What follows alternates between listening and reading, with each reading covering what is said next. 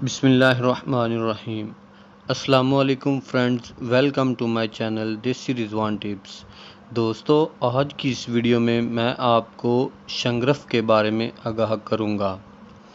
तो प्यारे दोस्तों, शंग्रफ को दुनिया में दीगर नामों से भी पहचाना जाता है।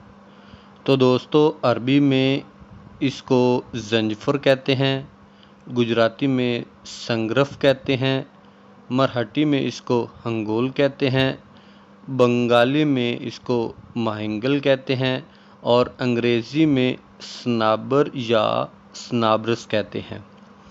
तो दोस्तों, मज़ीद शंग्रफ के बारे में जानने से पहले मैं आपको बताऊं, अगर आप मेरे इस ऑफिशियल यूट्यूब चैनल पर नए हैं तो मेरे इस चैनल को सब्सक्राइब कर लें और साथ ही खड़े बेल वाले बटन को लाजमी दबाएं ताकि मज़ीद नई आने वाली वीडियोस आप तक बआसानी पहुंच सके। तो दोस्तों, आगे चलते हैं वीडियो की जानिब। आपको शंग्रफ की पहचान, इसका मिजाज, इसका इस्तेमाल और शंग्रफ की मिकदार खुराक के बारे में तो आज मैं तफसील से आगाह करूँगा। तो दोस्तों, शंग्रफ की दो किस्में होती हैं। एक किस्म रूमी है और दूसरी किस्म गाठा मूंगी होती है। तो दोस्तों, इसका मिजाज मैं बताऊं तो इसका मिजाज दर्जा दोम है। जी डियर फ्रेंड, अब हम आपको इसके इस्तेमाल के बारे में बताऊं तो शंग्रफ के इस्तेमाल कब्ज़ में बहुत ज़्यादा किया जाता है। ये मुहल्लल कुश्त होती है। इसको बहुत सारे कुश्तजात में भी इस्तेमाल किया जाता है, जबकि शंग्रफ का कुश्ता मर्दाना ताकत के तौर पर भी इस्तेमाल किया जाता है। ये मकवीबा है और ये असाबी ताकत को भी बहुत ज़्यादा बढ़ाती है।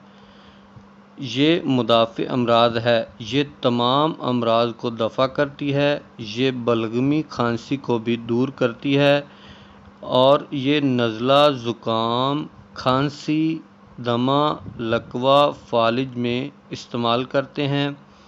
शंग्रफ को ज़ख़म भरने के लिए भी इस्तेमाल किया जाता है। तो प्यारे दोस्तों, अब आते हैं इसकी मिकदार खुराक की तरफ। तो दोस्तों, इसकी मिकदार खुराक आप एक चावल से लेकर 2 चावल की मिकदार के बराबर तक इस्तेमाल कर सकते हैं।